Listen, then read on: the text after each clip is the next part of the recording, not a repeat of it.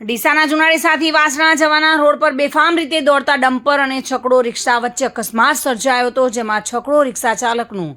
ઘટના સ્થળે જ કરુણ મોત થયું હતું, જ્યારે છકડામાં સાથે બેઠેલા યુવકને ગંભીર ઈજા થતાં સારવાર અર્થે હોસ્પિટલ ખસેડવામાં આવ્યો છે। ડીસા તાલુકામાં અકસ્માતની ઘટનાઓ રોજે રોજ બની રહી છે, જેમાં વધુ એક અકસ્માતમાં એક વ્યક્તિનું મોત નીપજ્યું છે અને એકને ઈજા થઈ છે। બનાવની વિગત જોઈએ તો ડીસા જુનાડીસાથી વાસણા અને છત્રાલા ખાતે